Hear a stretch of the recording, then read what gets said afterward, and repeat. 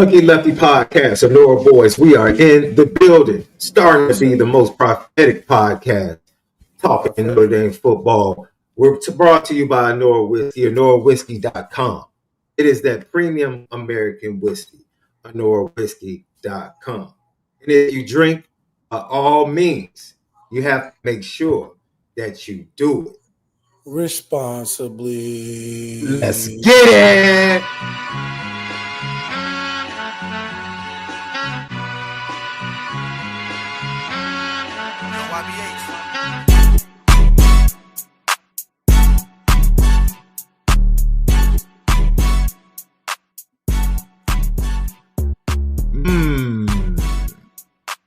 Victory Monday feels so much better. Lucky Lefty podcast. I am SD2 Mics, that guy, the original Lucky Lefty himself, MALIK'S ZAIRE. We are brought to you by Anora Whiskey, AnoraWhiskey.com. Subscribe on YouTube. Hit that thumbs up. It helps with the views, and we greatly appreciate it. Leave your comments and questions. We respond to all. For X, TikTok, Instagram, it's at Lucky Lefty Pod. And then Bleav Network. That's where we're at. We're at Bleav Network. And we're presented by FanDuel. Tap in on Apple Podcasts and Spotify over at FanDuel right now, Left.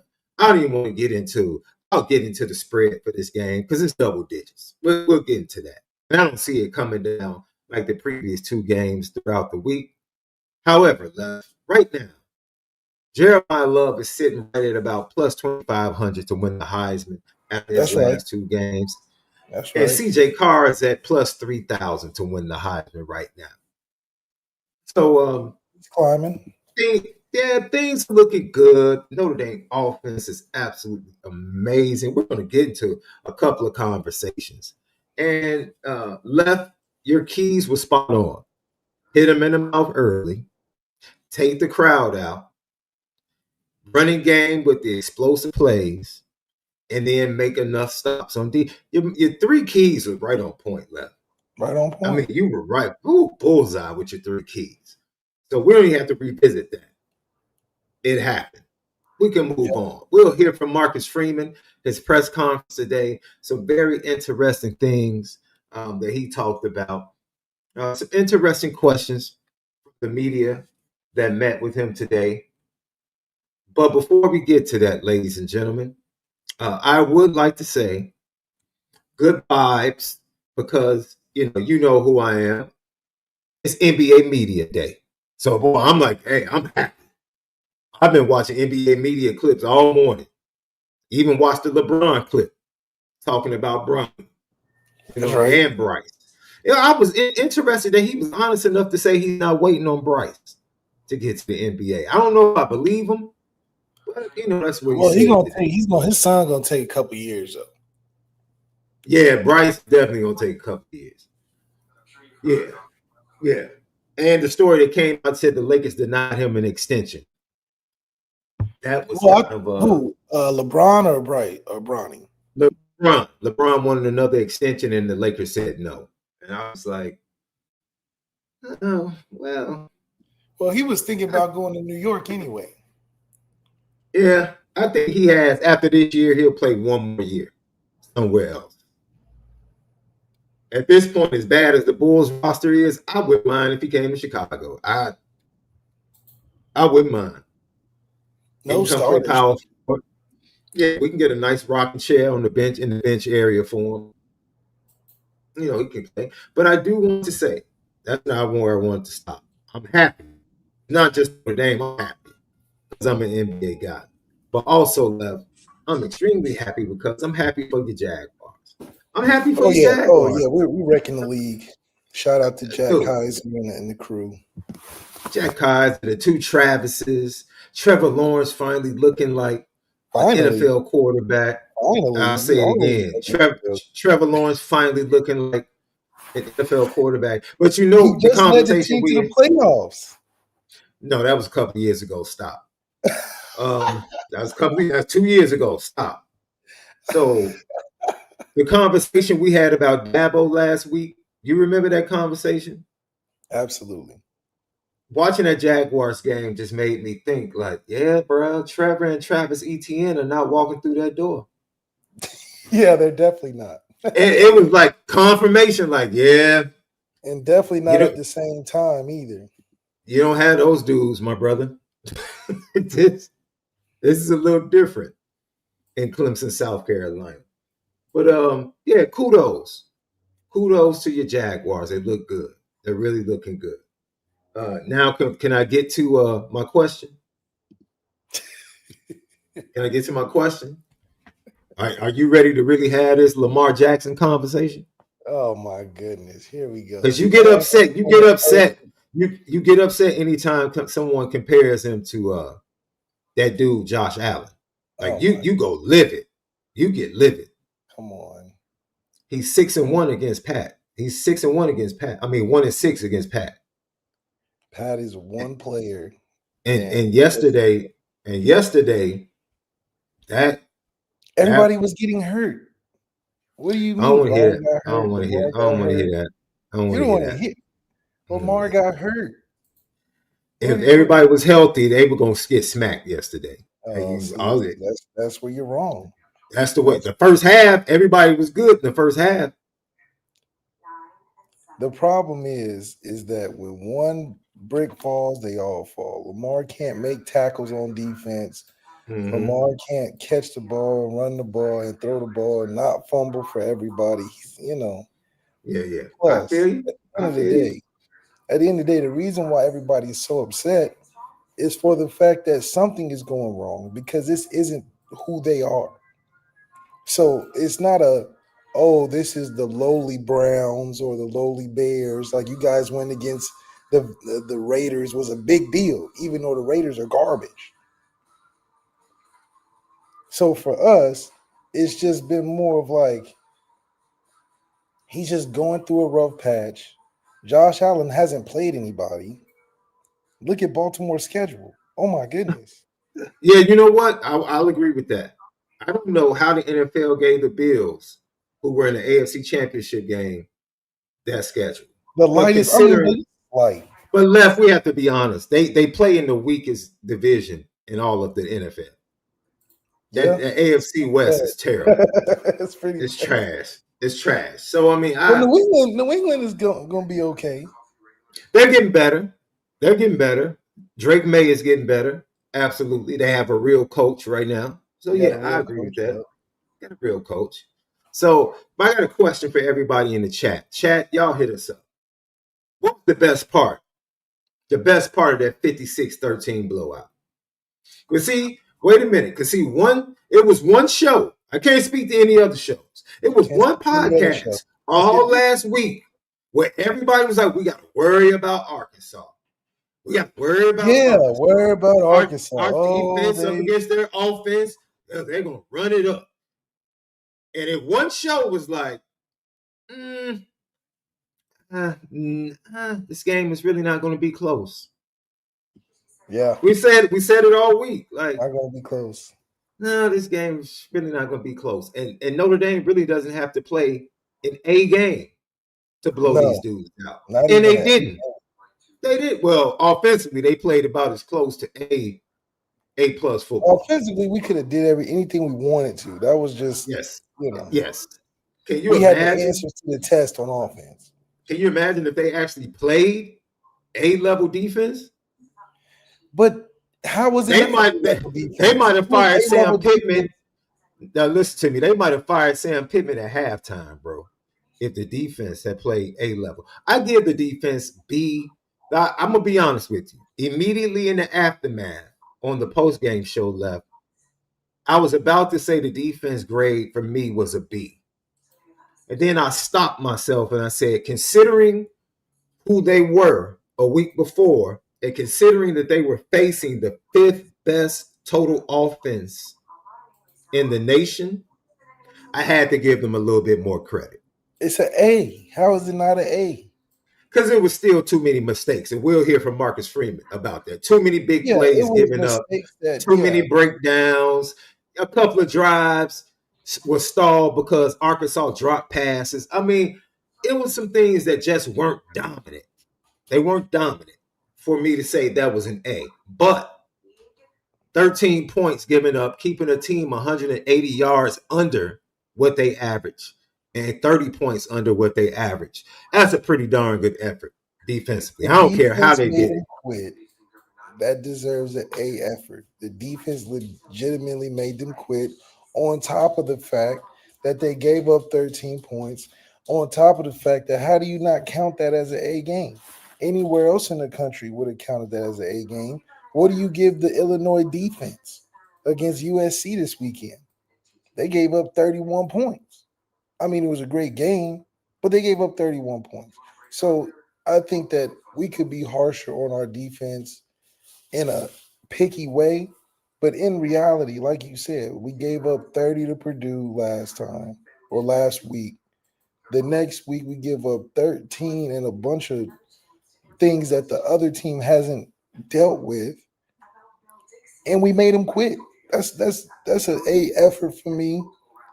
Obviously, in the very beginning, we were working through some of the things, but for us to give up what we were giving up in the first quarter or even the first half, and for their coach to say, yeah, we got the running game, and for us to be able defensively to flip the switch and literally make them quit in the second half. We talking about a transition of 15 minutes. When they end the half, you do your post-game interview. Yeah, we can run all day. We just got to figure out this and that. 15 minutes go by, you come back out, and you quit the game. I mean, they couldn't do anything. Yeah, they dropped a few passes, but we had a lot of pass breakup with some really big hits too. We got a couple sacks finally and eventually. We had Taylor Green playing out of his. I mean, he ran out of bounds on 4th and 2. The man was so done with the game that he had an opportunity where he could have did something. He just chose to jog out of it like, I quit.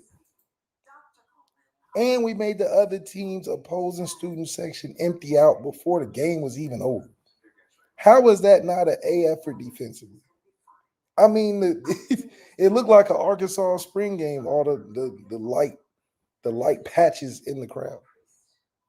So I think for us, it was an A game. Obviously, you can be picky. I was picky in the first quarter.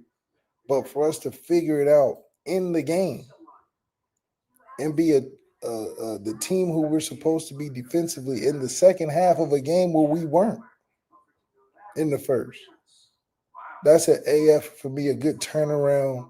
And I think you got to see a little bit of the team unity that we saw last year of complementary football. So I think that it is going to look like this for the next 9-8 games from a performance standpoint, because we're more talented. And I just think we've showed the country that we've got a lot to give to an opposing defense, let alone how we get their opposing offense out of whack. Because how can you keep running the football when you're down 28 points? We only punted twice in the last 2 games. So for a team has to game plan in that style, we're going to have a huge advantage for the rest of the season. Now, obviously, I think that, the challenge isn't going to be quite there to where people are going to give us the credit. But if you're scoring 80 points a game, 60 points a game, that's hard to do, whether the team be bad that you're going against or not. So that's why we have to win in style. And I think that goes along with what Marcus Freeman did in the fourth down, going for it with a special teams trick play, just because we can. Just because we have to show the college football, like, yes, we will still beat you down even if we're beating you. We're not going to lighten up, because we can't give anybody the excuse that we don't deserve to be in there in the playoffs, steamrolling the next 8-9 games. So Chris Ash should be fine. I think, he won't be tested again, when it's the playoff time or whatever have you. But I just think that's just the Notre Dame's fandom sphere that you live in, is that, one bad game, they're going to be calling for your job.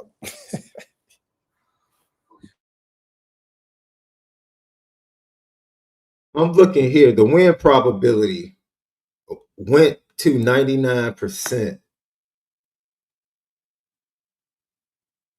with 9 seconds left in the second quarter and never came below that.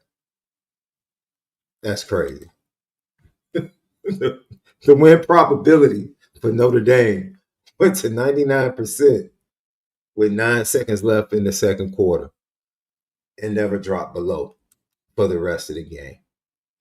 Left, I'll give you some things that stood out for me. I'm going to save my CJ Carr comments for when we hear from Marcus Freeman. But, ladies and gentlemen, we told you. Everybody else was scared to say it because they didn't want to offend previous quarterbacks. And there is one stark difference. I'll be flat out honest. Malachi Fields makes a huge difference. He makes a huge difference because he makes life easier for Jordan Faison. Did we not say that? We said life is going to be easier for Jaden Greathouse and Jordan Faison because of that big hoss that they got in the transfer portal. Yes. We said that. And we said if he could just do what he did at Virginia, shout out to Virginia on that big win against Florida State Friday night as well. That was a huge win. Huge win. But that big hoss, especially when I saw him in person, I was like, oh, yeah. Yep. If he simply does what he did at Virginia, everybody else is going to eat because of him and the attention that he grabs. Absolutely. So for me, that's number one. That I'm like, yo, like you said, Left, at this point, especially if the offensive line is going to be consistent in run blocking and pass pro, it's been a long time since I've seen the Notre Dame offense that could do whatever the heck they want. Like literally, we do whatever we want. Because Mike Denbrock was in his bag Saturday. He was in his bag. In the run game, in his bag. In the passing game, in his bag. Didn't matter if it was bunch formations, didn't matter if it's tight formations, didn't matter if he spread them out, it did not matter. Left, you said you wanted to see them attack the middle of the field. Well, you got it. Eli Raridan, Will Pauling, Malachi Fields, Jaden Greathouse, they attacked the middle of the field. Man, I mean, what's the next layer? Are we going to start adding jet sweeps and other things? Dude, the throwback screen to Jeremiah Love was masterful. Masterful. And, dude, Jadarian Price always has the back-breaking play in games. Because you remember the year before. He's back-breaking play. He just do stuff that's like, it's over with. Year before against Purdue, they're trying to run the clock out. Right before half. Just handing the ball off, and he just runs it for a touchdown. This year, they just throw him a swing pass.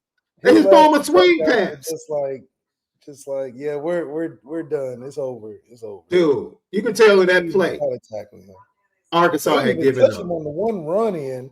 No. He hit that edge. He just jogged on in. It wasn't even but I think that it is interesting to see just how strong we are in points. We're not just complimentary players. You're talking about a guy in Jadarian Price who, like you said, not only is he a game breaker, but he's legitimately another number one back posing as a number two on this team.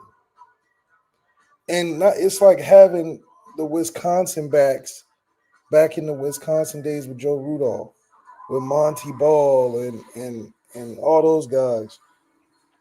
Melvin Gordon, Monty Ball, James, whatever his name was. And it's crazy because all those guys were one backs, but they were rotating by committee. And for us to be so effective in the run game, I mean, it just got to a point where I just thought we were more physical.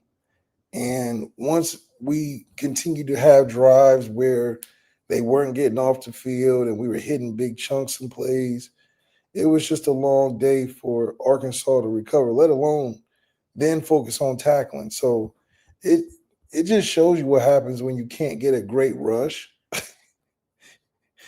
The pass protection was elite.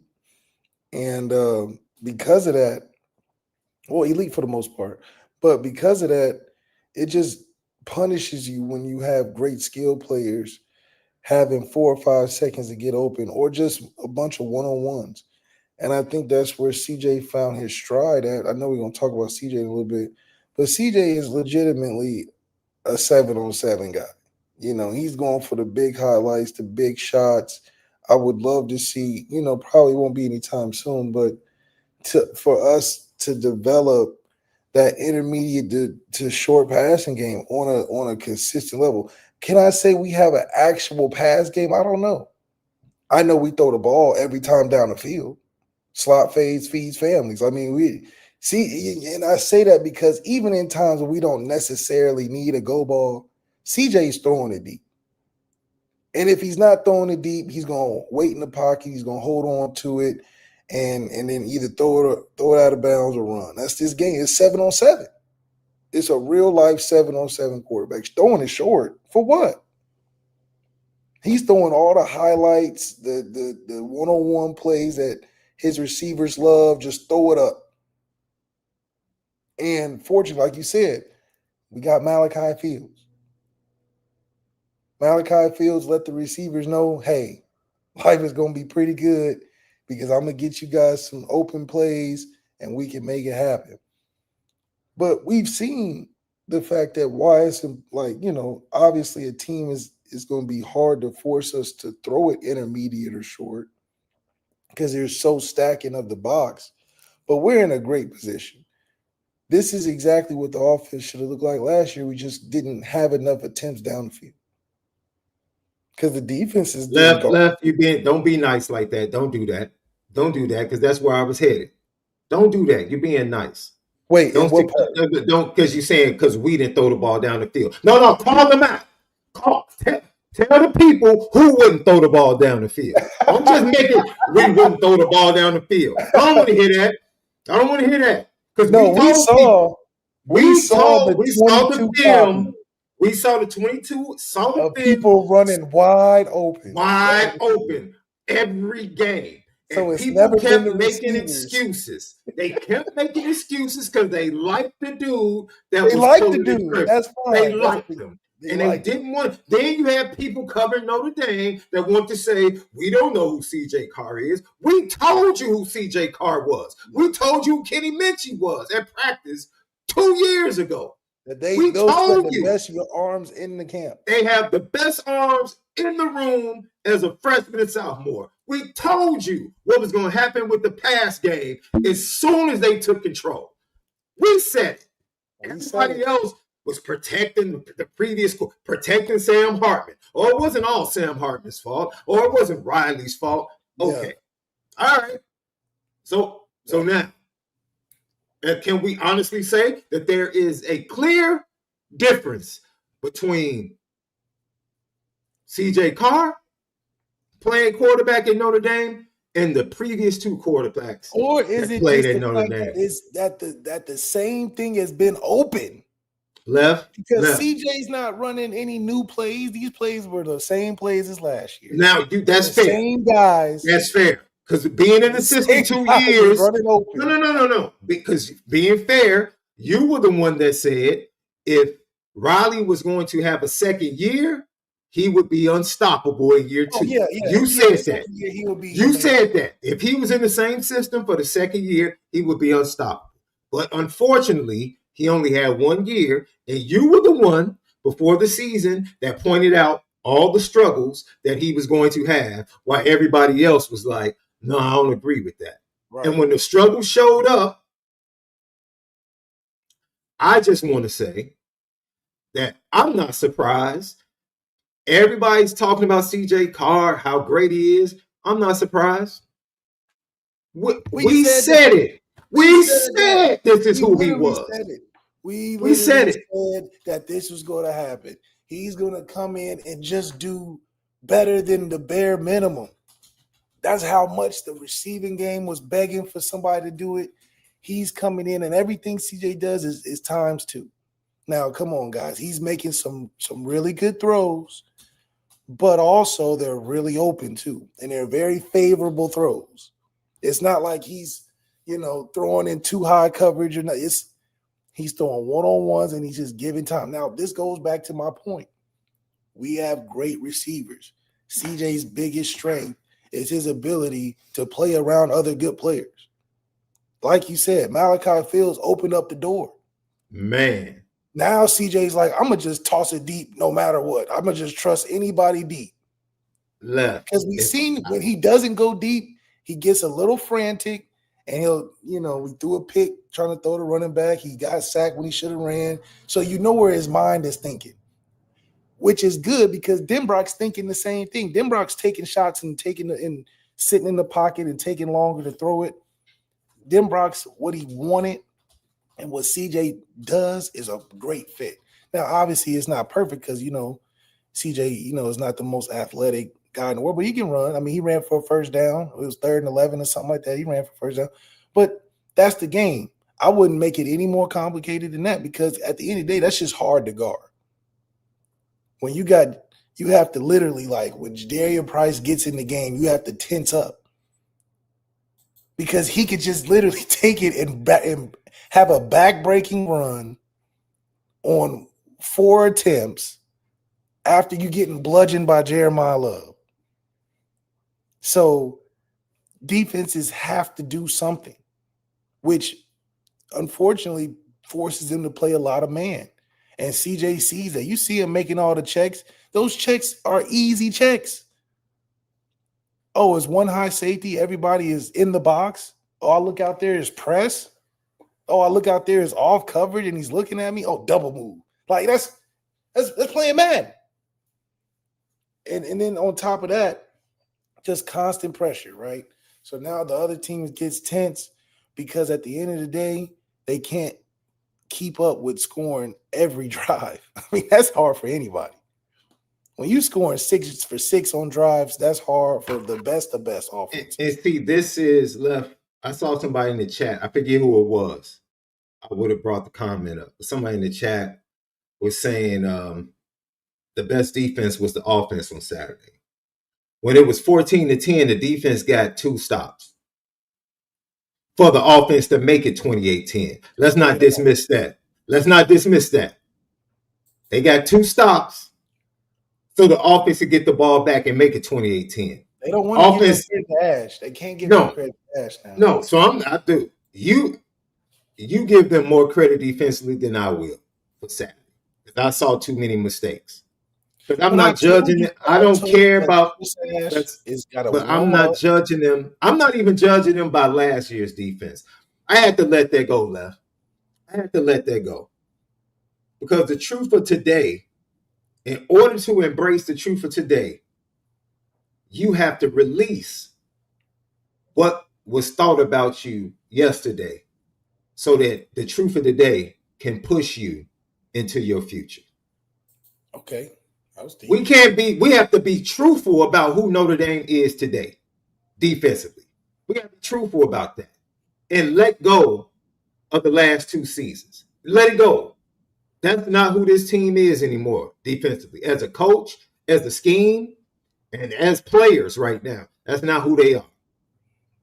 And we have to accept that and allow this version of Notre Dame's defense to develop before our eyes and become who they're going to become.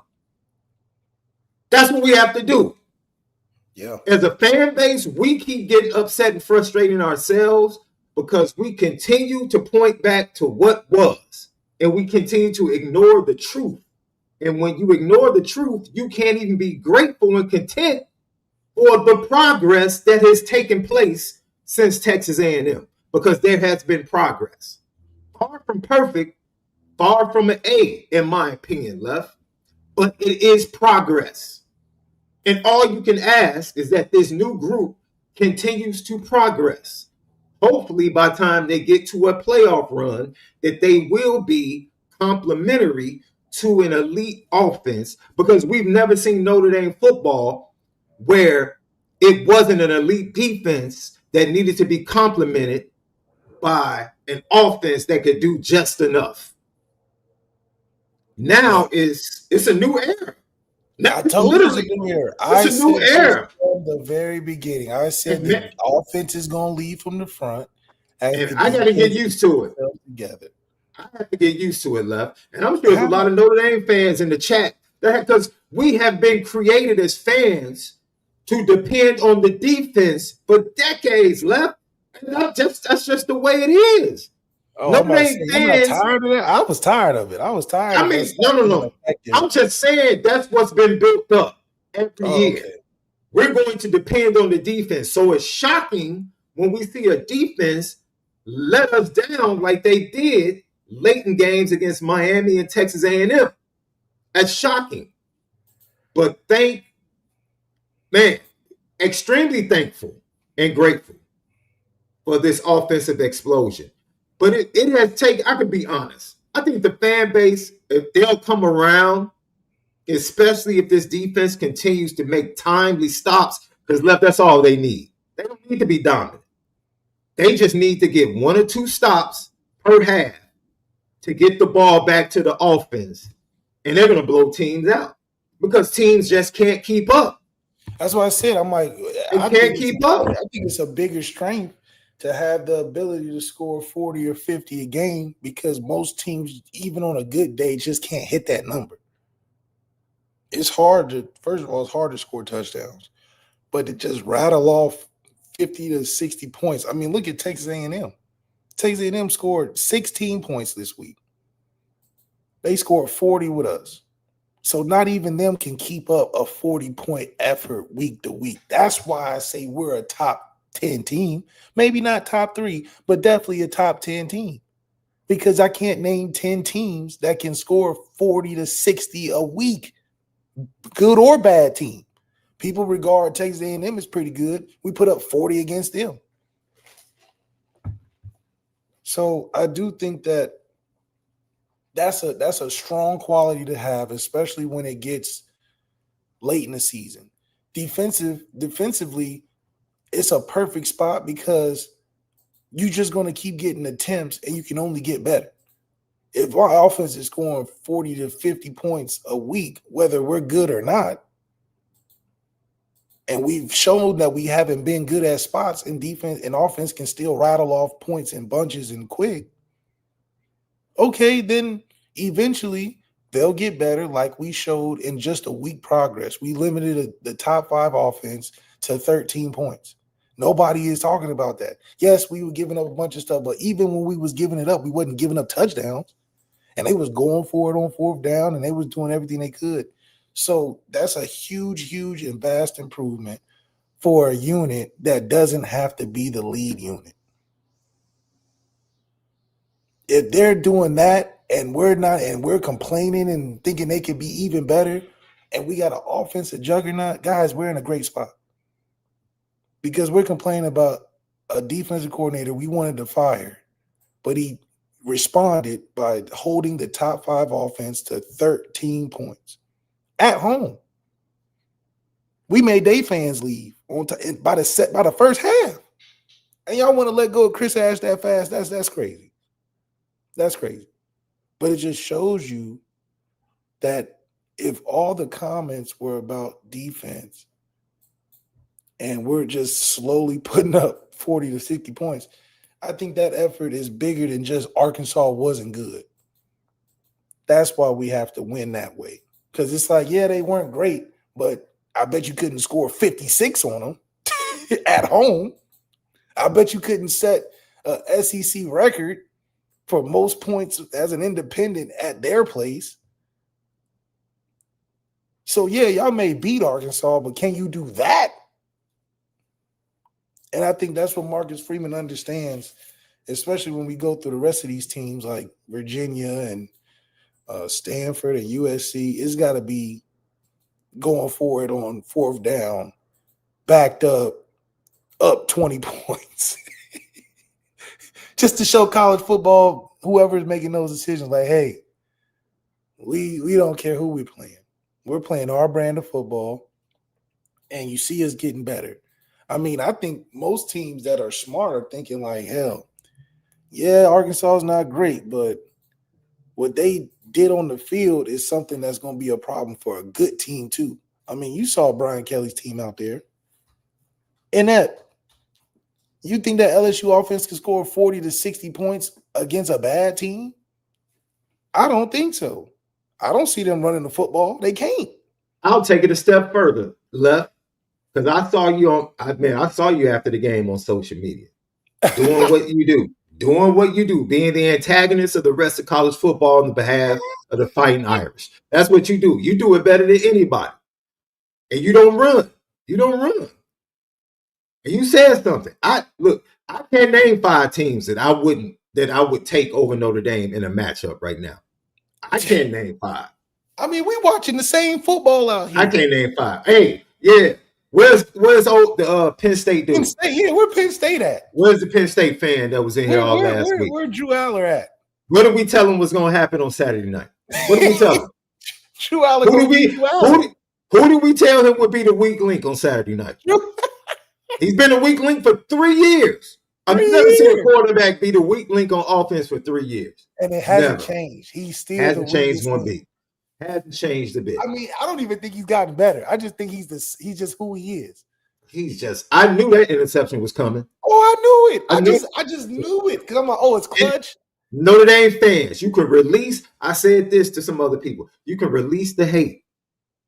Because I said this, Left. The way it played out, Notre Dame ended up with CJ Carr.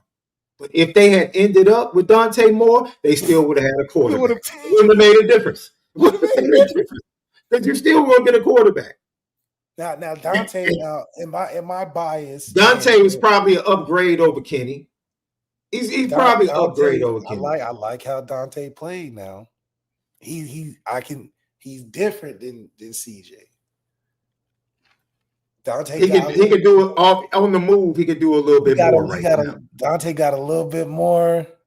Just a little bit more of an it factor. I don't know. I mean, obviously, we're giving CJ all the aura you can give a guy in his first 4 games. I mean, I have not seen the type of love and adulation. Now it's called being the quarterback at Notre Dame playing. No, we haven't treated quarterbacks like this at Notre Dame, like this. Now, obviously, he's playing out of his mind, which he deserves all the credit for. But Dante's, I'm telling you, I was a big advocate for getting Dante a long time ago. I was highly upset with how Tommy handled the situation. I thought we railroaded the kid. In some ways, I think he had a part to play. But when you in high stakes football, I can see why. Him and his dad had a big part to play. They had a part to play. But hey, listen, that's the price of a top quarterback, though. It is.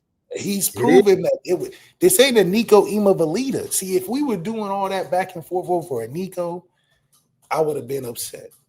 Or I wouldn't have been upset because I'm like, okay, well, he wasn't that good. Mm-hmm. That's the 5-star game with some quarterbacks you just gotta play. Because they understand. Now obviously they knew more than we understood at the time. We didn't know he was gonna be doing like this, but CJ, this is the whole thing, man. We know the dominoes. I don't want to go back into the story. Dante led to Kenny, but Dante also led to CJ. Yes. And now you have Kenny and CJ. I want us to play. We need to play Oregon. That's what it is. Hey, man. Because I'm going to be honest, I don't think they're friends. We said from that moment forward, when it went from Tommy to Gino as a quarterback coach, the quarterback position was better. And I said it at practices, bro. The moment Kenny showed up, I said, dude, this quarterback position is in better hands moving forward. It was immediate to me, bro. And then Gino come in and start bringing in these 6'5", 240 quarterbacks. Bro, it's like Noah Gloves tape last night. I'm like, dude, he's so tall. That was the first thing you noticed. No more 5'10", 5'11". Oh, no. Just run around, try to make something happen in the backyard type quarterback. I mean, not Toby Gerhardt, the Jared Parker dude's like 6'3", 220. Noah Grubb's like 6'5", 2. Dude, Teddy Gerard is like 6'3", 210, 250. Yeah, he's huge. The kid on the team now, what's his name? They see the Blake Herbert. Oh, you talking about the dude that decommitted from Clemson and left Dabo? Yeah. So Blake Herbert's there now, right? Okay. Yeah. I think he's blending in with the kid that just committed. Tim Parker, did I say his name? Jared Parker, mm-hmm. Tim Parker. Yeah. Him and they're the same body type. All the same. Noah's the same height as all. I mean, it's gonna be like that. The Brady Quinn and what's the name era? Just big dudes. Samardzija, Stovall. This era, just monster basketball size player. Yeah. And I'm telling you, man, nothing made me feel better. Oh, by the way, Left, would you like to make another Alabama bet for this season? Oh, come on. What saying what? I'm just asking if you. I mean, I know it's a live bet because the season has already started, but you think they're going to lose 2 more, 3 more? I mean, I just know I was right about last year. Yeah, I just know I was right about. But I do think that the SEC is just a funny conference, man. I can't tell if they're only good against each other for exciting games or they're actually the best conference. I don't know. Because what we did to Arkansas, that shouldn't happen for it to be, quote unquote, the best conference. Look, man, and I see people in the chat making their picks. It doesn't matter. I told you, forget about yesterday. I was just pointing that out. That is a seminal moment where everything changed at the quarterback position. Yeah, we definitely need to play. Starting with the fact that Tommy chose to recruit the number 1 quarterback in the nation. He went after him. He said, forget all of these wannabes. I'm just using that word. I'm not trying to call certain people wannabes, but forget that type. I'm going after NFL type quarterbacks. Yep. Big strapping quarterbacks. It started with the recruitment of Dante, and then it ended up landing Kenny Minchey and CJ Carr and Blake Herbert and Noah Grubbs, Teddy Gerard. Everything changed from right there. So it shouldn't be a shock that this has begun to manifest itself because the work started with Tommy Rees making that decision. And shout out to him for making that decision to change directions. I don't know if he made it singularly, or if it was a conversation with Marcus Freeman saying, I need to get some bigger quarterbacks. However it started, that's when it started, and it's progressed, and we are celebrating what we're watching this Notre Dame offense do week to week with CJ Carr at the helm. And it's absolutely fantastic, Left. Before we hear from Marcus Freeman, I asked the fans, what stood out the most. Ernest Terry. I saw this before the show. Shout out to you, Ernest. Yes. Remember last week when the Arkansas players were talking about, what's his name? 4 and 24. No, you know his name. 4 touchdowns later, you definitely know Jeremiah Love's name. Come on, man. You call that dude Jordan Love. Stop playing. Yeah, you know his name. I just know his name. We're just in a position where teams we just have to put up 60 points. I think one for us. I think the first thing is just for us because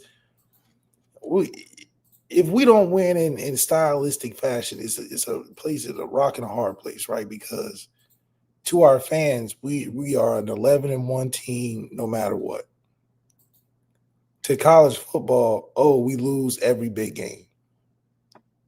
So we have to win games in style to satisfy literally ourselves. No, they have to do it for style points to get to the playoff too. That's just where they are.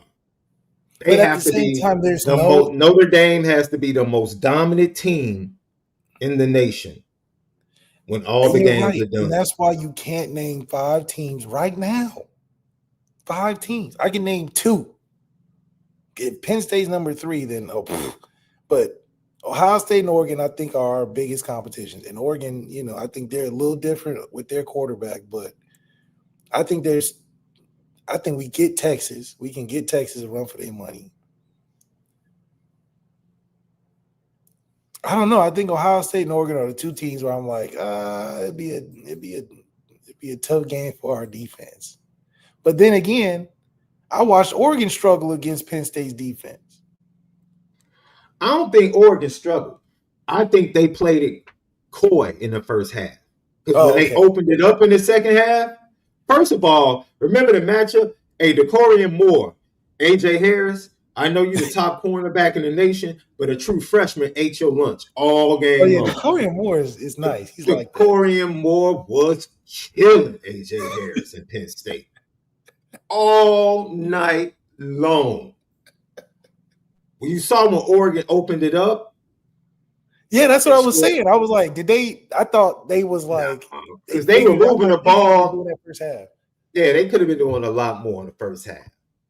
They could have been doing a lot more, but they were real cautious on the road, didn't want to make the big mistake. But then halftime they came out and you saw, okay. But Oregon, Ohio State,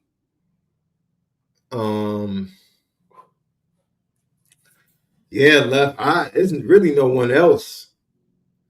I wouldn't say Penn State. I wouldn't say Indiana. I still think the Miami rematch would be a good game. I just think it would be a good game. I think it's 2 good teams. I think it's 2 really good teams. It'll be a good game.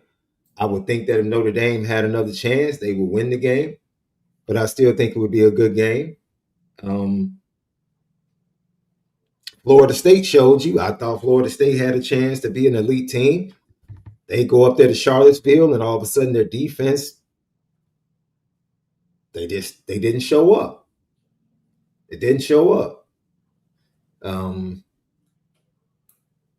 Not scared of Georgia.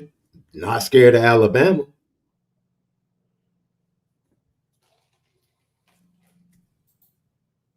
Yeah, left. I mean, to be ranked 21, but having the feel of a top 5 team, I think is what you're trying to get at.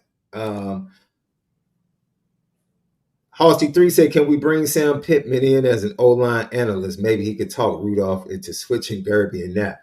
You know what? I'm not even going to throw any shade because the offensive line played their tails off this week. Yeah, that's what I'm saying. Like, they played their tails off. Brian Hatton with the GTB. To be in the steamrollers that we are, it's just a matter of the first 2 games were just conundrums. I think we were still I think we were just excited to see what we had. When you get a new toy and it's got everything on it, when you first get it, you just don't know how to work everything yet.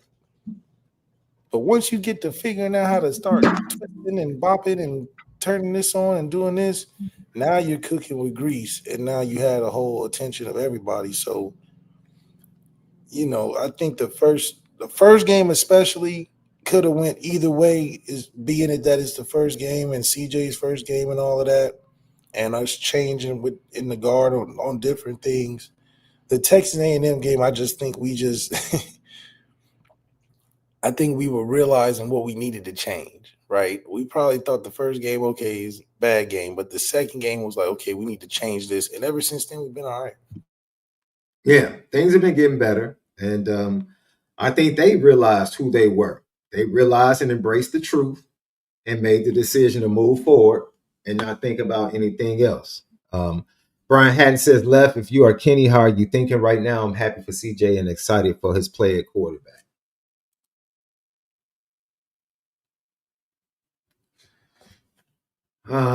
I'll answer it. I think Kenny feels fine, man. I think Kenny knows.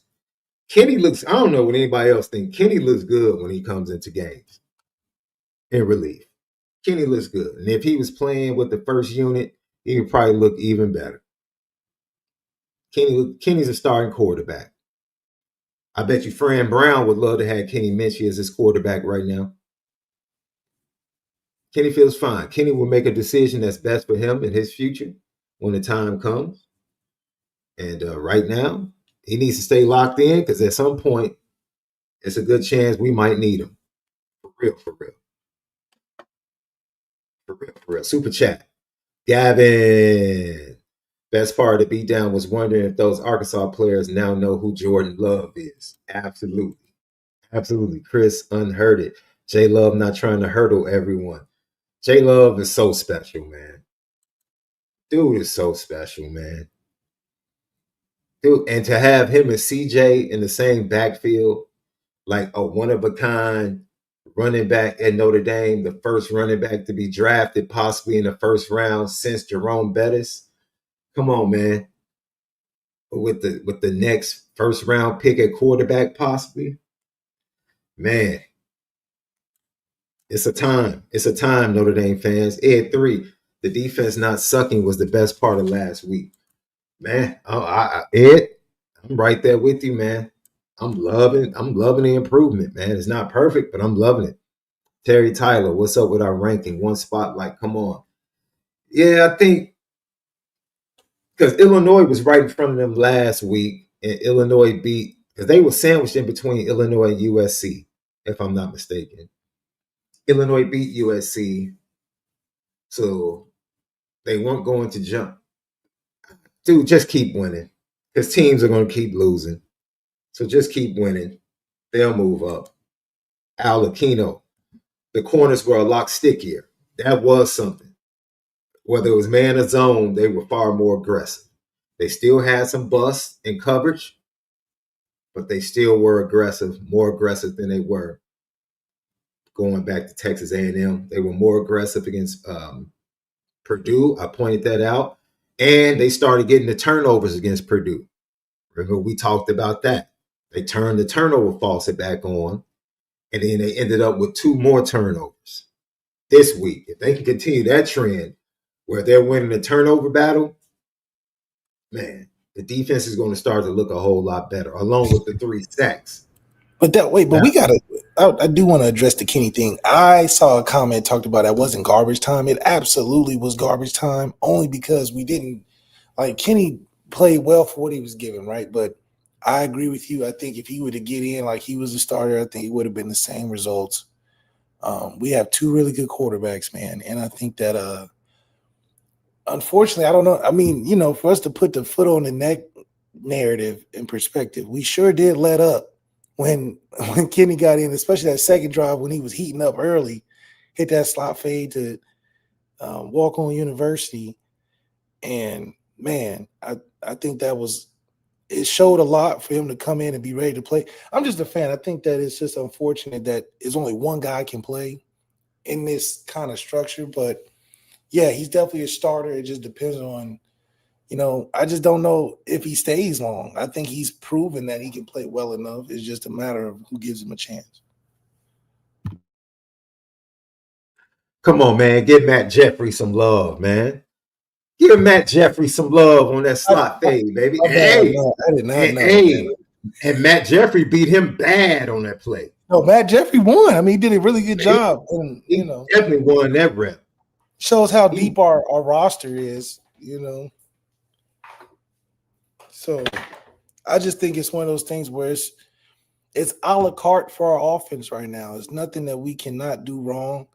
And it takes a lot. I think that, especially when you wear on a team, when you got a guy like Jadarian Price, who I think is just a key factor in all of this. Because no matter what's going on in the game, he just gets in and just changes the momentum, whether it be special teams. He get the ball a couple times in the second or third quarter. It just teams act like, oh, we don't even know who this guy is. You know how we used to get killed by backup running backs. He's the backup running back killing everybody else, but he's not a backup. That's like the joke. He's not a backup.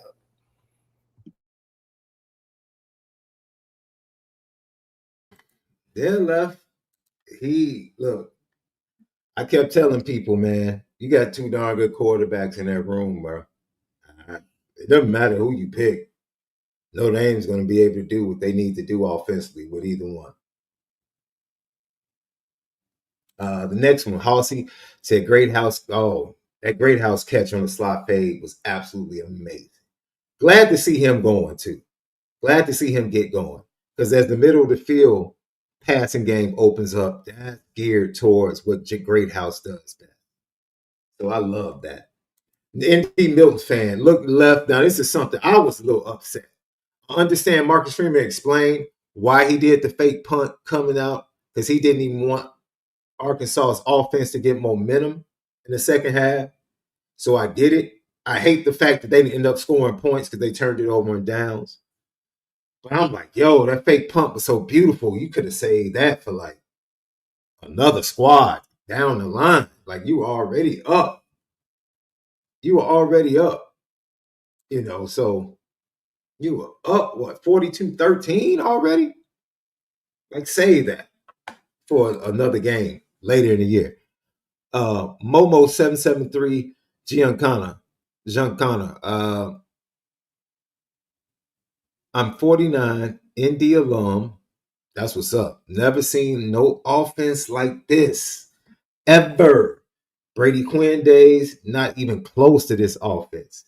Go Irish, born in Chicago, 773. Used to be 312. You already know Momo. What's up? Raised in South Bend. So, yeah, Left, this offense is impressive, bro. You know, my favorite offense was your offense that you ran. Yeah, we were definitely a 40-point a game type of team, even with me being hurt. So I think this is definitely a comparable offense just because it's just overwhelming to a team. Because regardless of what you said about offensive line, we're really good up front and only getting better. So yeah, you caught us at our weakest moment, I guess. But if week one is our weakest moment and we're only getting stronger, when most college football teams get weaker as the season goes longer, I'm just super impressed with the consistency that Marcus Freeman is able to repeat. Now, obviously, the same little things happen, like we lose to teams we shouldn't, or crazy one-off things that it just seems to be Marcus Freeman's signature on seasons. However, the end of the season, it usually benefits and gets to the whole point of what he was trying to make. So I'm okay with it not being the prettiest show on turf in week one. And if we as a fan base can be okay with that, then we will be granted with all the things that we want us to look like at the end of the season if we just stay patient. So I don't think that we're going to look worse than Miami or worse than Texas A&M, and that's a good thing. Unfortunately for other teams, they aren't as talented as the two teams we lost to. So it's going to be a very exciting next 8 games for just celebrating how good of a roster we've built and as a program. Because, I mean, every week I think we're just going to come here and say some of the same things of, yeah, we – No, we spin it different, so we'll find creative ways. Yeah, true. But I just find it hard for the score to be different in the next 8 weeks. Boise State is only getting worse. Hey, man, let me tell you something. Well, Boise State has found their footing with their offense, and we'll talk about that throughout the week. They're stable running backs. Illinois done broke the spirit of USC. I'm like, dang, we couldn't even get to them first. Y'all done had to take the fight so early. Indiana beat us so bad, we had a lot of pent up. Indy. We had a lot pent up. So USC kind of walked into a bad situation down in Champaign because what's up with your boy Malik Easley? How you gonna leave the crib? You know the Elsie, sorry, I said Easley. Yeah, after the win too. He real Chicago. Yes. He don't care. He don't care. Y'all want her. I'm leaving. I don't care. hey, only Chicago dude to make his decision like that. I gotta tell you. He don't care how big the win was. He said, I'm out. It wasn't even 24 hours later. No, it's because, he has been, some younger receivers jumped him. Justin Bowick. Younger receivers jumped him. And he'll find a place. He'll find a place. He pulled the J. Y'all got young talent in Illinois. Oh yeah. We got another receiver coming from Chicago, Morgan Park, some Narcia Rankin. Yeah. Oh yeah. Recruiting the Big Ten is getting tougher. Yeah, it's about that. We about that. 773, like Momo said. Oh yeah, we about that. Yeah. Well, Michigan and Miami ain't the only flags in Chicago anymore, huh? No. Iowa's been here for big dudes a long time. Oh, okay. Yeah, Texas A&M is sniffing around now. It's so funny. Nobody gives Iowa respect, but nobody wants to play Iowa either. I bet you Indiana didn't want to play them. As good as Indiana is, they said we do not want to play no Iowa. Not anymore. No, they don't want to play them anymore. No. Man, it was so funny looking up in the stadium and seeing that big Walmart sign, and I just thought to myself, man, I wonder what the concession stands are like at Rogers Razorback Stadium. Oh, it's a convenience store. They got the best snacks in the country. Yeah, I wonder if it's Walmart prices though. Man, they can afford it. Walmart paying for that whole stadium. They got a insignia on the field, on the stadium itself. They're about to put you saw how they said that they're going to start putting patches on the jerseys like the pros. I wonder what Notre Dame is. That's crazy. I wonder how much it's going to cost to be the patch on a Notre Dame jersey. Ooh, you know how much? Ooh. That whoever pays it is going to pay a pretty big invoice. Ooh, you're going to pay that much. Yeah. See, this is why people get mad. That's why people get mad, because Notre Dame can do stuff like that to stay independent. See that? Yeah. And that's what upsets everybody. That's what upsets everybody. Notre Dame gonna talk real money to you. They gonna we can patches on the jersey. Yeah. Shoot, we can probably get. Yeah, in 2 weeks, them boys come to Champaign in 2 weeks though. Who? And Columbus boys. So. Oh look, y'all had a good ride. If y'all can't handle Indiana, them Columbus boys come in 2 weeks, bro. So but it's gonna be interesting. Storm the field. Y'all got y'all one storm of field in. It's going to be interesting to see. Yeah, you're right. That's wild. It's going to be interesting to see what Indiana coming off that struggle against Iowa. They got to go face Dante and the Ducks now. So that's going to be interesting as well. Man. It's about to ratchet up in college football. Lucky Lefty podcast, where you can go over to FanDuel right now, download the FanDuel app, or go to FanDuel.com, and what you will see, Notre Dame right now left is a 20. Yes, I said it correctly. A 20.5 point favorite. 20.5 point favorite against Boise State at home, with an over-under total of 63.5. Over at FanDuel. FanDuel.com. Download the FanDuel app. And if you go right now, you know what? Let me tap in something early. Let me see what the over-under for rushing yards for your boy Jeremiah Love might be on Saturday.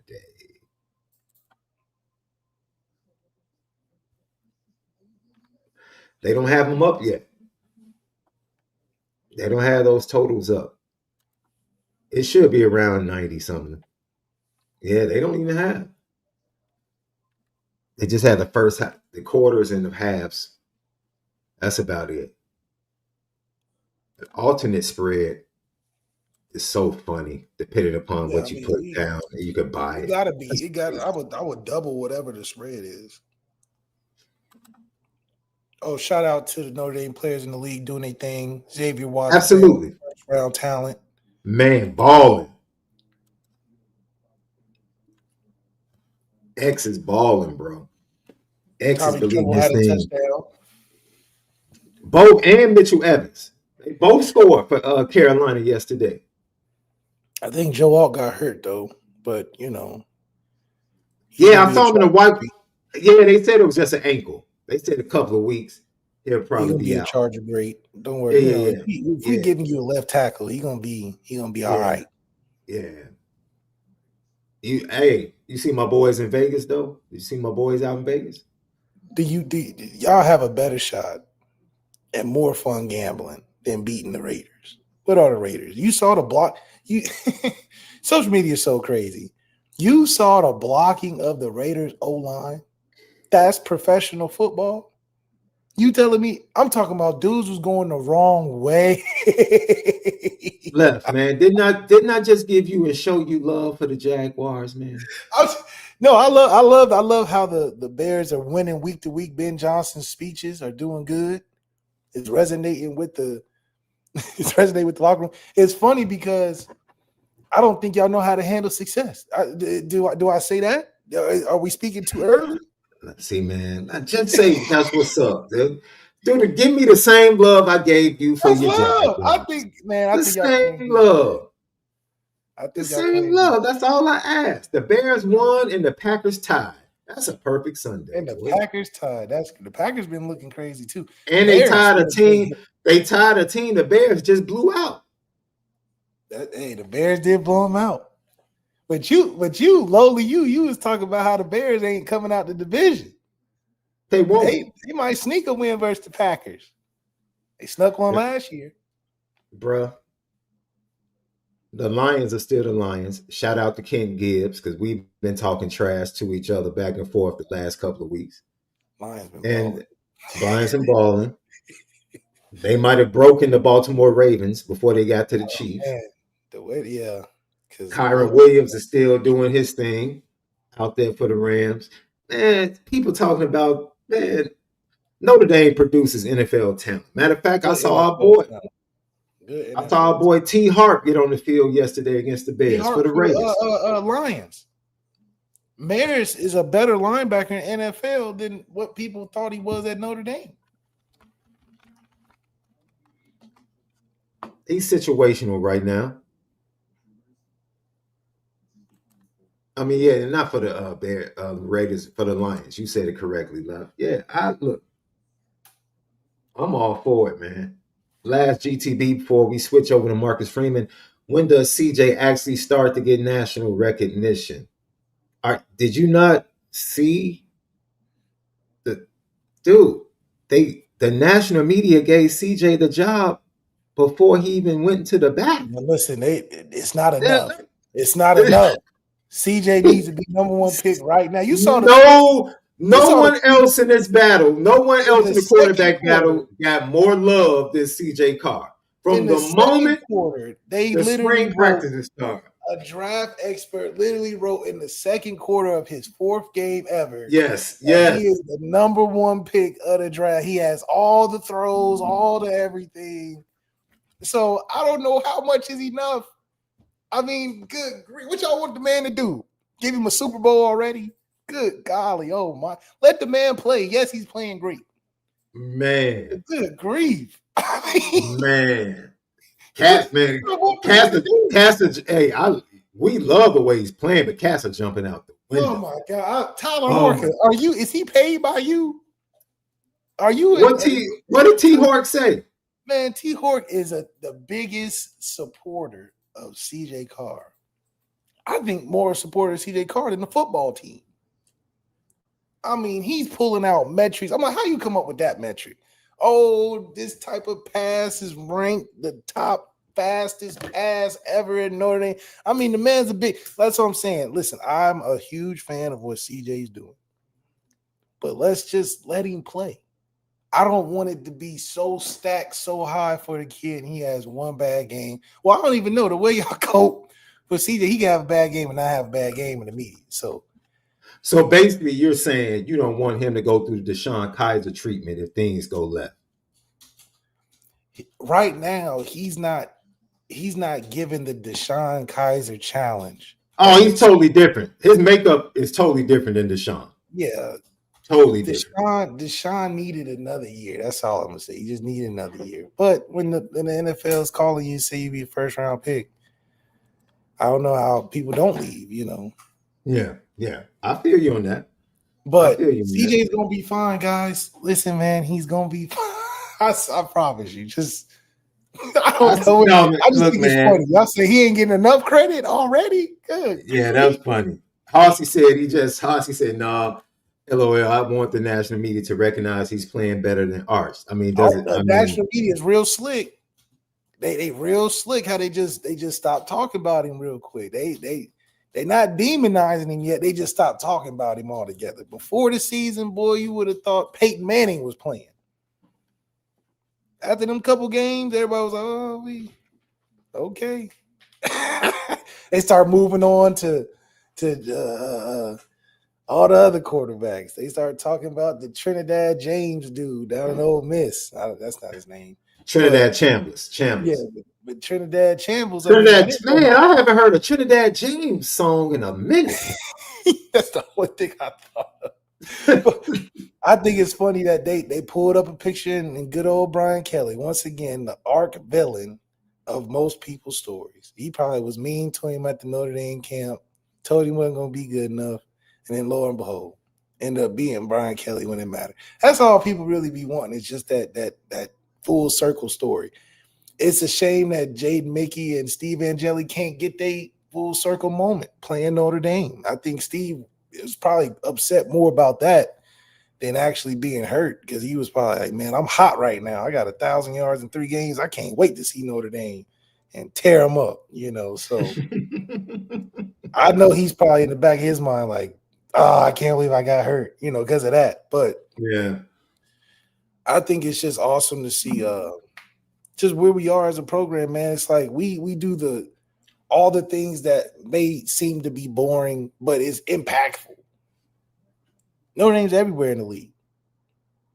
I mean, hell, I saw Isaac Rochelle, my dog, on TV doing post game on LA's NBC network or CBS network. Shout out to Isaac.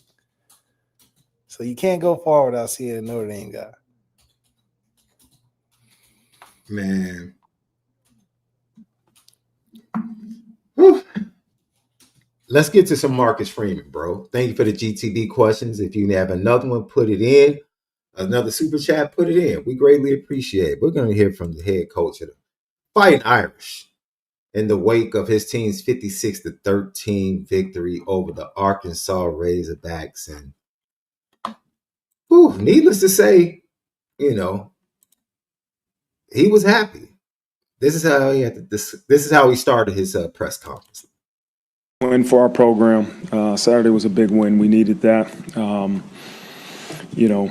I think there was a lot of good in all 3 phases, improvement from week 3 to week 4 for our program. And again, as you reflect, why the improvement? And I think it's a reflection of a lot of younger guys on even offense and defense, just improving with experience, improving with time.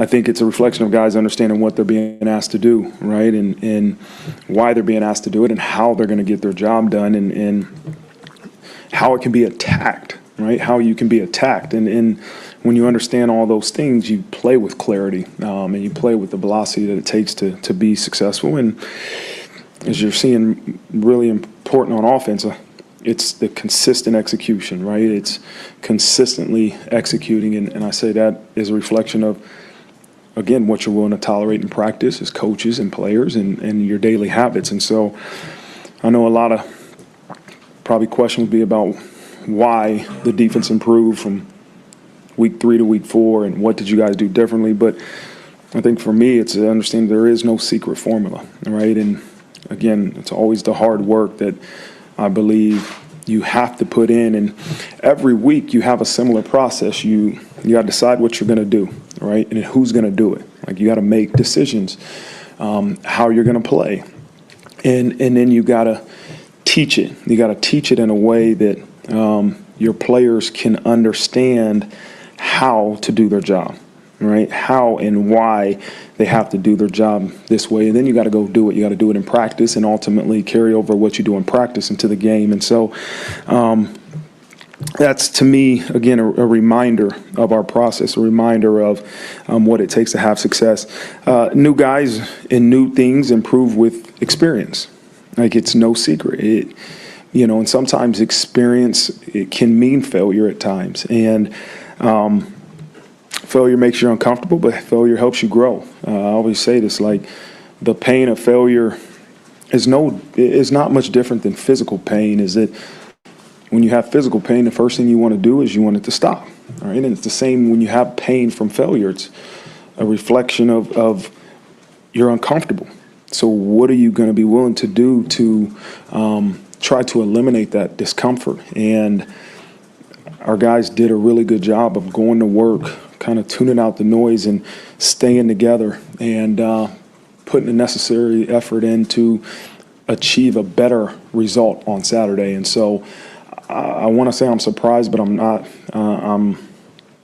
That's the makeup of the leaders on our defense, the makeup of our coaches, and that's why you ultimately get the results you did. And so our challenge as we move forward is continue to be uncomfortable and continue to find ways to grow with success when it's natural to feel good, feel satisfied. We have to be uncomfortable because that's the only way you grow. And so we got to get back to work. Obviously, we have another great opportunity, great challenge on Saturday with Boise State. Another challenge indeed, 20.5 point favorites over at FanDuel.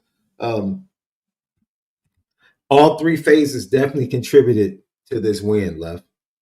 It was really a complete victory. I think the offense definitely was at the forefront with how explosive and productive they were. But as I said before, early in that game, it was a 14-10 game, and the defense came up with consecutive stops to get it back to the defense to stretch the lead out. So we're just in a new era where the defense just has to be complementary. And look, I'll be honest, Left. I feel great going into a game, not having to hold my breath with every defensive snap, saying, "Man, we gotta hold them under 20, or we gotta hold them under 24." Man, Yeah, it we can feels good. breathe a little bit. I think Breathe a that's little bit. And I think, we've been so stuck in this like defense or nothing that we feel out of body when we are a little more relaxed on defense or just in the beginning stage. I mean, we've treated Brian Van Gorder the same way, Chris Ash. Like the treatment isn't different to the person. It's just the non-security we feel not having a top 5 defense is just such a high standard. I mean, I'm sure we're probably like top 50, but I mean, just the type of fervor we have over not having a top 5 defense, it's just a little extreme, guys. Like, Left, let's ask the fans. Let's ask the chat. If you had your preference, let us know.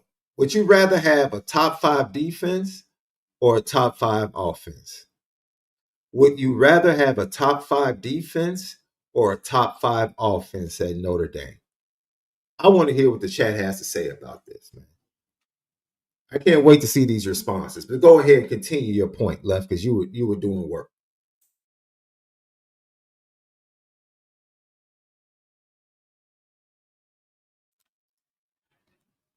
Hey, he might have to step away for a second. But no, I definitely think I'm interested in seeing what everybody says. P-Dub, top 5 offense for the top 25 defense. G. Taylor said this non-defense games bring so much excitement. Original, Clyde the Glide. What's up, Clyde? Offense as long as the D is top 10. Okay. Marcel says offense. Okay. Gino, what's up, Gino? What's the rank of the other? You tell me. We're giving you what you want to set as your parameters. Momo says top 5 offense. Halsey 3 says offense, but don't they say defense wins championships? That's what they say. They also say that defense travels. Gavin says defense wins championships. Johnny S3, offense as long as the defense is not below. Yeah, I got it. I'm here. Offense as long as the defense is not below top 25. Giggity says offense. Offense being top 5 is the next step closer to get to a championship. I know people don't believe it, but we've been to the championship with a top 5 defense and was That's 11 true. points. We felt like 11,000 points away when it That's a mattered because fact. we were inept scoring. You're right. Notre Dame fans, Love makes a great point. We've been to the mountain, well, not the mountaintop. We've gotten close to the mountaintop with that top 5 defense on several occasions. Maybe. I guarantee you Marcus Freeman is feeling good going into every game with this offense. I guarantee you that. No one feels better than Marcus Freeman as a defensive head coach, knowing, boy, I got going to each game with 40 in my back pocket as a defensive coach. But as a defensive coach, he probably hates the fact that his defense is where it's at. That's why he's been criticizing And that's way more fine. than every good offense. That's fine. Saban hated it when he had all those quarterbacks and wide receivers scoring 40 a game. He's supposed to hate it. He's absolutely supposed to hate it. Let's see. Marlon Miller. Shout out to you, Marlon. Thanks for tapping in. Says top 5 offense with defense performing respectable. Gino finally put in his parameters. Okay, then let's go offense top 5 because we've seen our defense be top tier.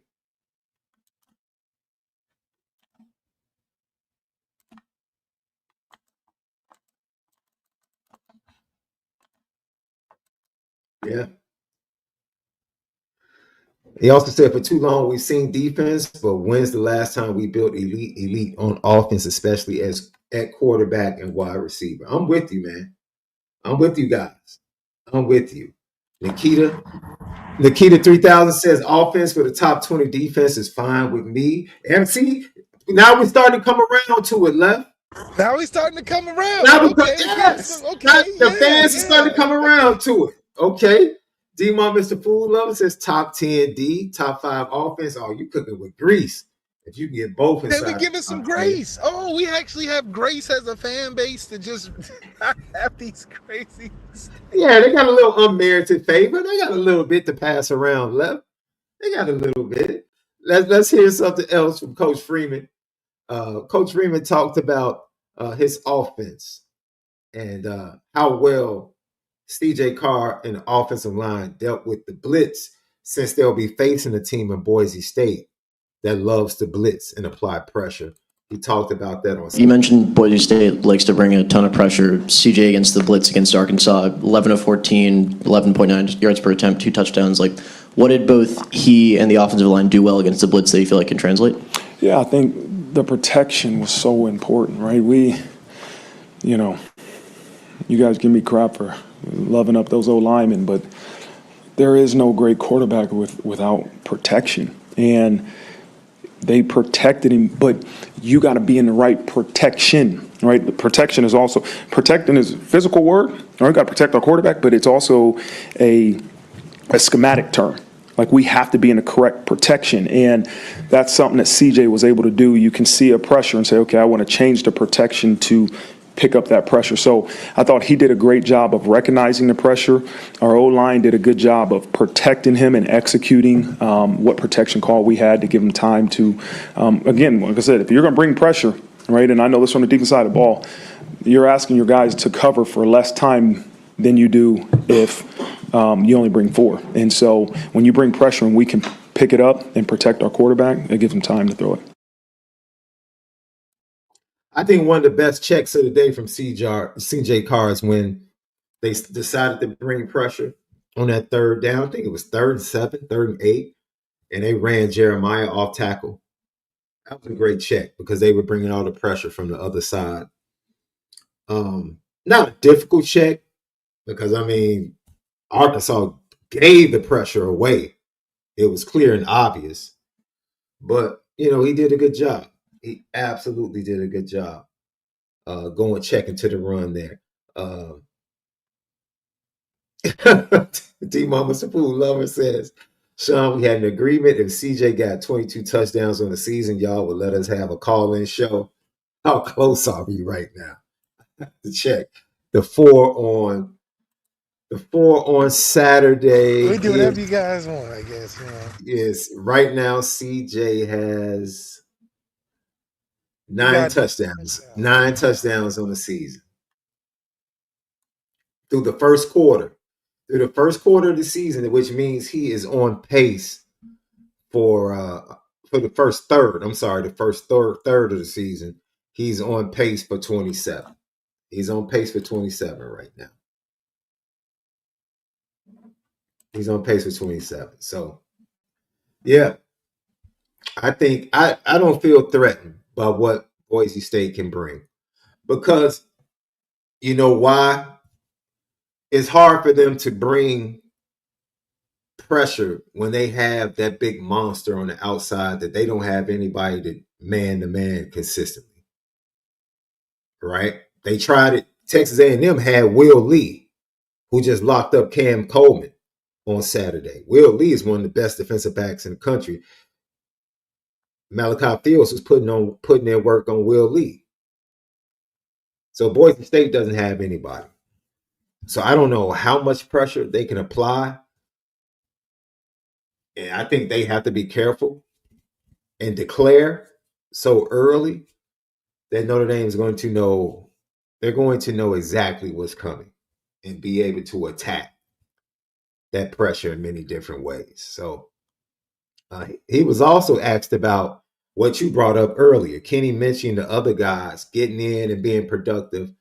And the media used the word garbage time. And Marcus Freeman doesn't like that phrase. This is what he had to say.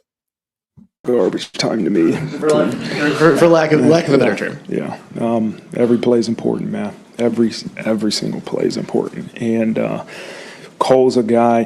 Here's why I tell you that, because if Cole or any of our guys had the mindset this is garbage time, then they don't understand they're being evaluated the exact same ways that the starters are. And it's important that they have that mindset, because we're going to hold you, our second group, to the standard that we hold the first group to. That's the only way to do it. And I know I'm not exactly answering your question. I'll get to it. But our second group on offense played extremely better than they did the week before. And that was a huge challenge. It's not, hey, this is game reps, man. You are not guaranteed a lot of these, so make the most of them. And Cole has done that. When Cole got in the game versus Purdue, he produced. He did a good job. And he is a high motor guy. He plays extremely hard. Him, Elijah, those two guys, Elijah Hughes, play extremely hard. And they're getting better with some technique, their size and stuff like that. But guys that play the game really, really hard usually are rewarded. Man, Coach, I just think that's very disingenuous. Coach Freeman. No, let me tell you why. Now I'll let you rock. The reason I say I agree is because as a Notre Dame fan, in the middle of a blowout at USC, Malik Zaire and Greg Bryan walked on the field, and what they were able to do in the second half gave me a glimmer of hope. Now, if I had just looked at that as garbage time and was like, oh, man, this doesn't matter. It doesn't matter that Malik is driving the offense up and down the field after they struggled all first half and for the first 3 quarters. If I had that mindset, I wouldn't have had that glimmer of hope. I wouldn't have had glimmer of hope going into the matchup against LSU. I would have given up as a fan. But because I watched what people deem garbage time, it wasn't garbage time to you. It wasn't garbage time to Greg. Y'all were out there happy to be playing. The offensive linemen that were out there protecting for you were out there happy to be playing, Left. So this whole garbage time thing, go. I just want to say that whole garbage time thing for a coach is totally different than it is for media and fans. because you don't have the luxury of not coaching the backups the same as you coach the starters. You just don't. I will only speak from half experience, but also explain the difference between that situation and this situation. The situation with me and Greg at USC was there was still a lot of game left. Even though the game was a blowout, we were still trying to score. With Kenny getting in, they wasn't trying to score. They shut it down. They ran the ball 3 straight times, bled the clock, wasn't trying to score the football, which makes it garbage time. Because guess what? When you go in that film room, on Sunday or Monday and you going over the film, guess what gets skipped over? The last 2 minutes where y'all just try to run the clock out. So yes, it's garbage time as it relates to offense not trying to score the football. That's why I deem it garbage time, because you're just out there running plays to kill the clock, which is a strategy, which is fine. But but defensively, obviously, it's not garbage time because you're still trying to defend and getting scored on. But when you're giving up scoring drives, meaning knowing you can score, but you're taking the foot off the gas to try to bleed the clock, that is considered garbage time to guys like Kenny, for instance, who is still trying to achieve his dreams and look good on film and throw the football and all of that. But if we're not attacking and he's just handing the ball off, that can be considered garbage time. Now, obviously, players outside of quarterback, it's a little different because you still need to block, but when you're just trying to survive a drive to kill the time, that's technically garbage time, in my opinion. GTB from my guy, Sean Stewart. Notre Dame finally has a pick your poison offense. Who are you going to stop? I think Arkansas made a decision to stop the running backs early. They had their safeties down in the box. Their safeties were up to like 8 to 10 yards from the line of scrimmage. They made a decision early. We're going to stop the run and make this quarterback beat us. And lo and behold, that young man did exactly that, along with the wide receiver core. Another thing that we said last week is that CJ Carr will have his first 300. Well, he would have a 300-yard passing day. That's what we said. We predicted that. Like, watching this offense. Yeah, if he's getting 220 on 12 passes, he could easily break 300. We said he would have his first 300-yard day against Arkansas. We said it. 22 of 30, 354, 4 touchdowns. Hey, man, if we were betting men, we probably would have run into some money the first 3 or 4 games of the season. But yeah, Arkansas, they chose their poison. Arkansas definitely chose to go ahead and try to shut the run game down. Shut the run game down and make CJ Carr beat them. Unfortunately, they didn't do enough. Last but not least, Marcus Freeman talked about how creative. He was asked about how creative do you want to get offensively and get away from number 4 and 24 in the backfield. This is what he had to say. You see that 4th and 2 turnover on downs in the first drive of the second half, did you? Hey, we got to get that fixed. We got to get that one fixed. If we would have got that one and scored that drive, we would have scored on every drive, and except for the last one. Then I would have said it was probably close to perfect, but it wasn't.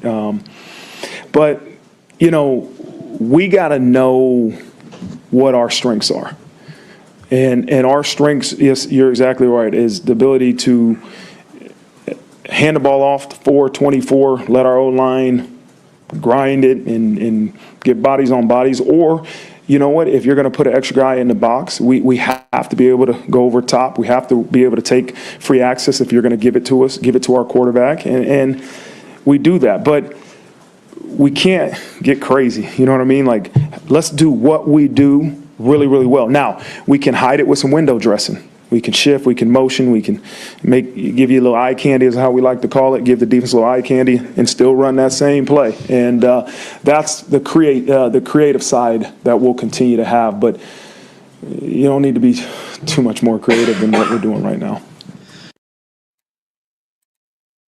Marcus Freeman knows. Left, you said it. Even the passing game is real simple. It's not a complex passing game that they have right now. It really is like, yo, they can't come up and bump and press. So how many times are we going to see the rollout comeback for Jordan Faison? Yeah, just routine stuff. Just They routine just have to play stuff. that coverage. Yeah. Yes. There's not too many things that they can do. Like, who was it? Sean Stewart said, "It's pick your poison. If you don't add men to the box, and this offensive line continues to block, they're going to carve you up with the run." Yeah, we put you in the trick bag. The trick bag is you're going to have to stack the box because it's just too much. You would just be a fool to let us just run all over you in a too high situation. Mm-hmm. Yeah. And then the beautiful thing is now you have a quarterback that has competency in the passing game. Can hit the routine throws and can hit the throws with accuracy down the field when you take the shots. That right there, ladies and gentlemen. Not too many people understand how amazing it is to have print off at least 230 yards on a few attempts. Just making routine throws. We haven't, CJ's probably made a couple really, really nice throws, but everything else has just been pitch and catch. It's been pitch and catch. And if you can do that consistently, you're a pro. So we know CJ can do the consistent things, which is what we spoke about all year, all preseason. So it's nothing that we aren't accustomed to seeing right now. I agree with you, Lucky Lefty podcast.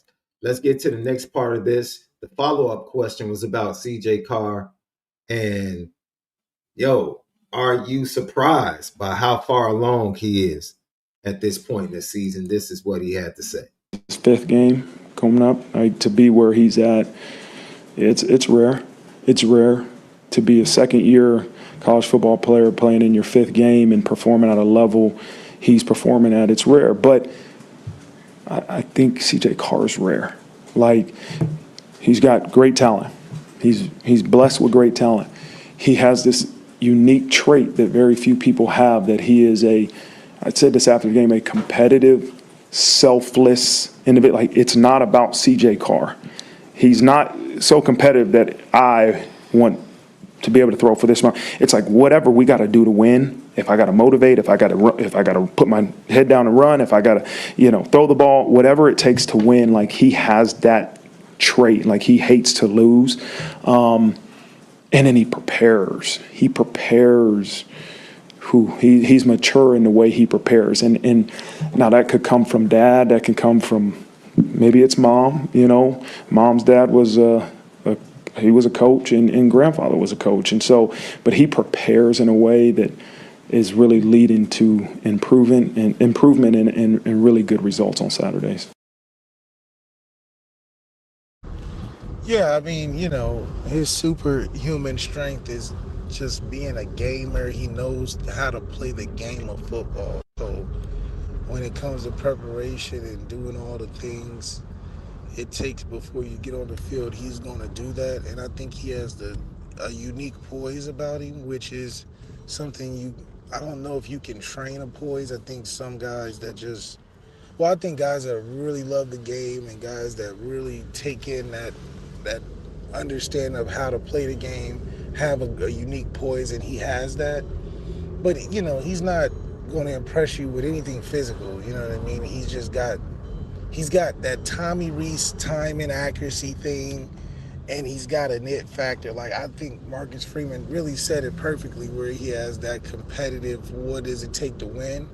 And it fits and aligns to what we talked about preseason. Like, he is going to be great with the people around him, and he knows how to get the most out of that. And that makes a good quarterback, So I think his biggest things he should challenge himself on are just going to be the moments, the one we played at Georgia's and the Ohio States and the Oregons. Can he be that consistent CJ in those settings as well, because it's easy to be good against bad people. Hey, look, we haven't had a quarterback that could be consistently good against bad people in a long time. So That's true. No, that's yeah, true. That's why I said he got that unique trait. hey, I will not complain because you can't go broke making a profit. You hear me? That's Every right. game Never. CJ Carr puts up is a profit for the quarterback It's a position profit. Yeah. at Notre Dame. Every day, every game. I don't give a darn about that. Everything he does is a profit for that. And I do agree with Marcus Freeman. I think he pointed to his superpower, right? Has physical gifts, certain physical gifts he doesn't have. That's preferential stuff when it comes to quarterbacks. But what he has, he knows how to use it. He knows how to play the game. He knows how to lead. He knows how to make others better. Hey, dude, he's a dude. People are jumping out the window with this number one overall pick stuff. Like, relax. Let the Yeah, dude let the man play. play. Let him play, man. We get way over our skis. He has yet to face, a bad. If Miami is a bad game, because I don't even think his Miami game was a bad game. I wouldn't call that a bad game. Yeah, I He's a wouldn't call it that freshman. either. He's a For sure. freshman. He almost, dude, the first pass out of halftime was supposed to be an interception. Yeah. That was like, okay, this is the bad decision and throw that Yeah, you're CJ gonna get gives you're gonna get every some of game. that. Yeah, Right. you're gonna get one. He's made one bad decision every game. Every game. And you Arkansas account for just that. Arkansas just didn't take advantage of it. They just didn't take advantage of it, but he all the That's way it. made a freshman mistake. That's it. He's a freshman. He's still learning. There's more tape being put out there. And he's going to have to prove himself against when teams try to take away the easy throws that he's been getting. Right. Some team is Right. going to take a chance to say, we're not giving that comeback. We're not giving up these easy access throws. If you kill us down the field, down the middle of the field, then that's the way you're going to have to kill us. Right. Some team is going to make that decision. Some teams gonna And make decisions because every team's like, man, it's the easiest thing to go run game, stop the run game. But it's yeah, gonna be that wacky team of Pittsburgh or one of them teams. It's like, you know what? We're gonna buy into the CJ hype. We're gonna take CJ away. That's when we need to see what happens. and I hope the running backs run for 300 that day. Right. go That's what I'm go saying. go right ahead. Go right ahead. Go ahead and take away the perimeter. And we're just gonna gash you up the middle, Yeah. right down your spine. I'm And I all like what I for it. saw from my guy, Aeneas Williams, making an appearance. I know Marcus Freeman had to get on him for his little celebration, but hey, the man trying to touch pay dirt. You know what I mean? Man, He yeah, better. he fought through a lot to get back. His elbow, it was good. It was a good quick, see his quickness. Jabron Payne looked good on Saturday, bro. Man, I was happy for him. I was He happy had to a see couple Jabron strong on the field. runs. Yes, man. Jabron looked fresh. He looked quick. Man, I was like, okay, I see you, He G definitely Pain. looked fresh. Yes, he did. He looked really fresh. I was really excited to see 3 back on the field, man. And that was his first carries of the season too, huh? Yeah. Yeah. Man, yeah, we deep, man. I mean, look, it's such a crazy thing when you know how good Jabron is, and we just got even better on the team. And it's not Mm-hmm. shading him, it's just there's not many places, if any, right now that has a stronger running back unit, which we said preseason. Another prophetic SD and Lucky Left, thing we threw out there, but it's the truth. Everybody likes Penn State's duo, but I mean, Shatarian's giving you 4 touchdowns and 10 carries. I mean, I don't know what you do with that. Hey, man, you know what it is. They're the best in the country, bro. Best in the country. And Gino and Coach Denbrock are in the process of developing the best quarterback in the country. Yeah, That's really what it is right now. that's what it is. It's what it is. Lucky Lefty Podcast. I think we had a bet we had a bet whether or not, let me look at these stats. We had a bet whether or not Notre Dame was going to have 3 wide receivers over 30 receptions. Remember that? Yeah. Let's look at the stats before we get out of here. Thank you for everybody that joined the show today. Tomorrow, we'll be back on around the same time and tap in with us because we will tap into some film. Left will be breaking down the 3 best plays from the Notre Dame offense. And then we'll have some more quotes from Marcus Freeman. And we won't have the players because the players, they'll meet the media tomorrow evening. So we won't hear from the players until Wednesday. Let me look at it, Left. Right now, Faison has 19. Malachi Fields has 13. And Will Pauling has 7.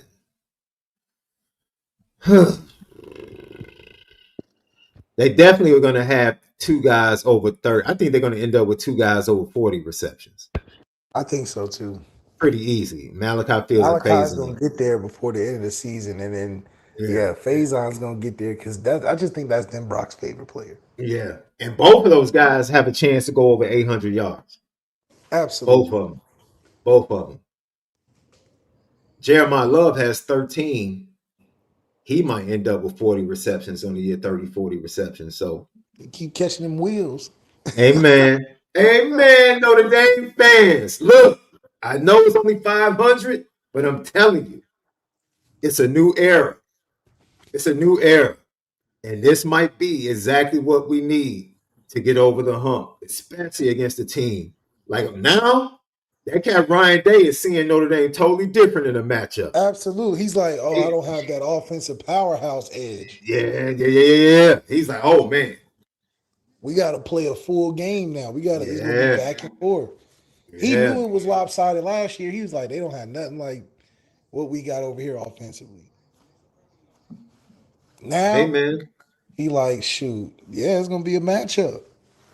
Because we can score. We're not going to give you 17 points. Like, we just not going to do it. Lucky Lefty Podcast for Left SD2 mics. Make sure you get over to Apple Podcasts and Spotify for the audio side, audio edibles each and every day. Courtesy of Bleav Network, FanDuel, FanDuel.com. We are presented by them. And Notre Dame is a 20.5-point favorite, 3:30 Eastern Time. Notre Dame Stadium as the Broncos from Boise State invade Notre Dame Stadium. Hopefully, Jaden Mickey can get out of concussion protocol. I would love to see him on the field playing for Boise State.